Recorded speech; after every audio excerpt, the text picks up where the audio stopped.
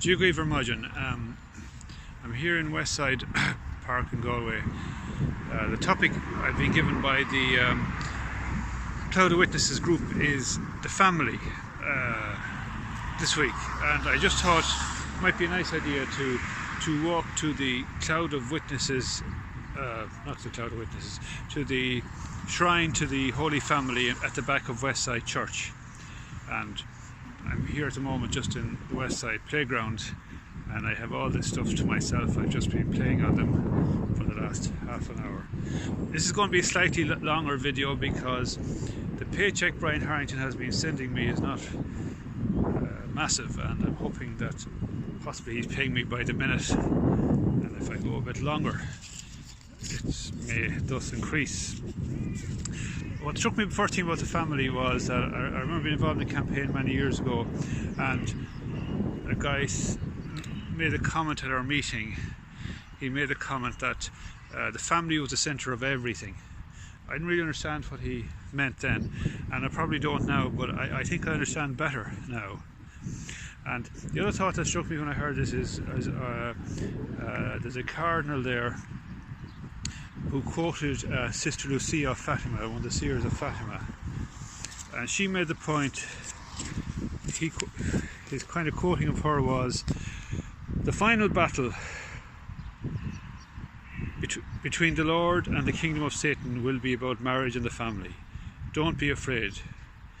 She added, because whoever works for the sanctity of marriage and the family will always be fought against and opposed in every way, because this is a decisive issue.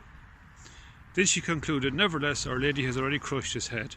And the cardinal went on to say that when he was afterwards speaking with John Paul II, you could feel that the family was the core, since it has to do with the supporting pillar of creation, the truth of the relationship between man and woman, between the generations. If the foundational pillar is damaged, the entire building collapses, and we're seeing that now. So I just thought that was interesting there, that put such an emphasis there on the family, and that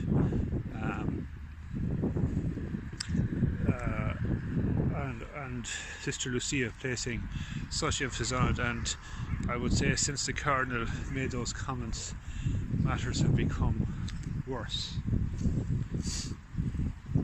I'm working at my own low level in local journalism over 25 years. One of the frustrations I often felt was that public policy often seemed to go against the family. You know,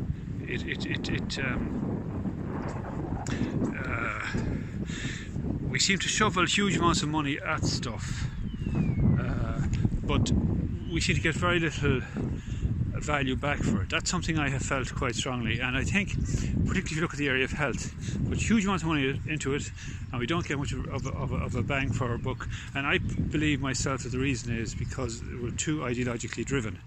Unfortunately, bad people have taken control of a lot of these things, and they're promoting agendas more than looking out for common sense things to do with people's health.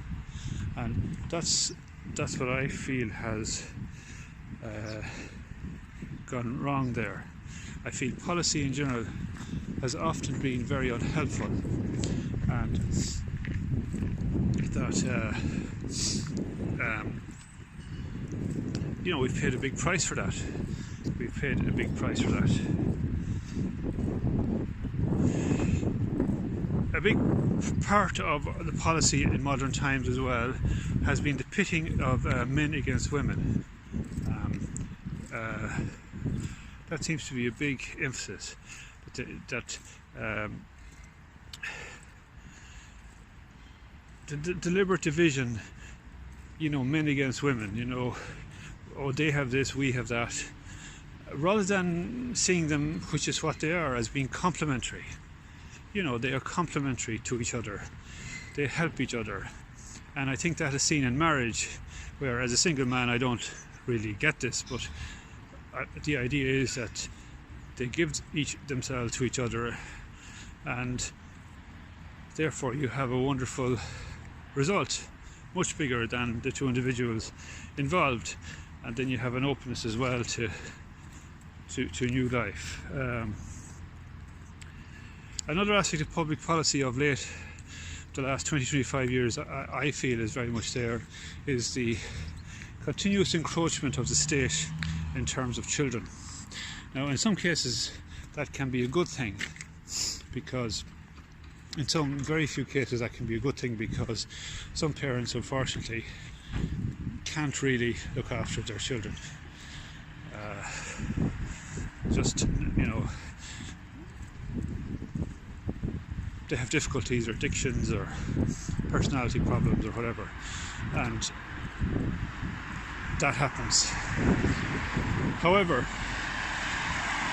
there has been a huge encroachment by the state in an effort to take over the upbringing of our young children. And that's seen particularly in the huge push towards creches, and when you go into school then you have all these various programs, often called wellness programs and so on, which aren't, they may be wellness programs but they aren't for good. And so that's a big problem with the whole area of children. And a big aspect there has been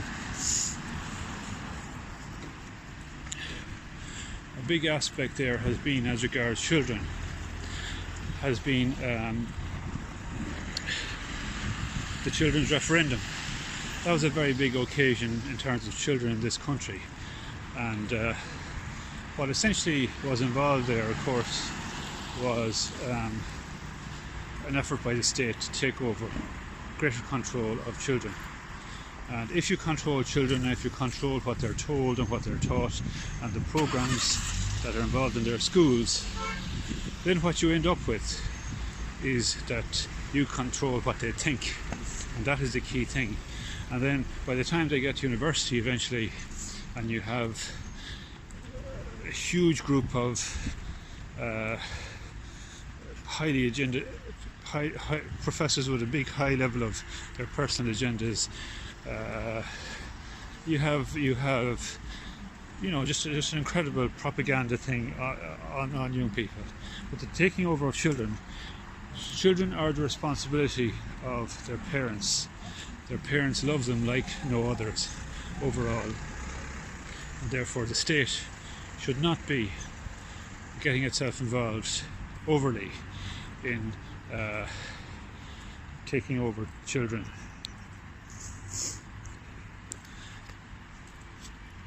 Now, I just wanted to make one reference. We're nearly now at Westside Church here.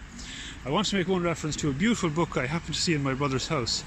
I was looking for something to possibly help me a bit with this talk, and I saw a beautiful book by a guy called Cormac Burke. He's a priest.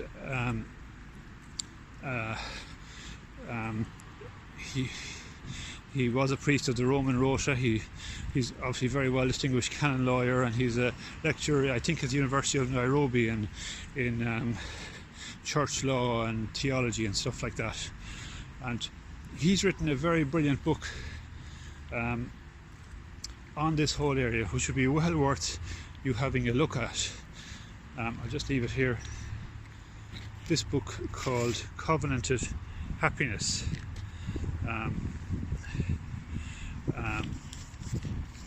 There's some fantastic ideas in that book. We're now entering, you'll probably recognise Westside Church here. There's some fantastic ideas in that book. He's a Sligo man on this whole area, and very detailed talks, you know, on different topics in the book that really perhaps more suitable to a priest. You know, it talks about the raising of children, the forming of their consciences, giving children values, being an example for your children, the whole area that's very difficult about sexuality and that in marriage and all that. He speaks of an awful lot of that kind of thing, and I think it is very, very helpful. Now here, I've arrived now here at the Shrine to the Holy Family at the back of Westside Church, and I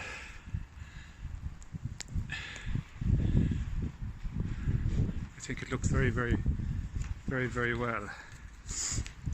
And as you can see, it was Our Lady, Saint Joseph, and the Child Jesus.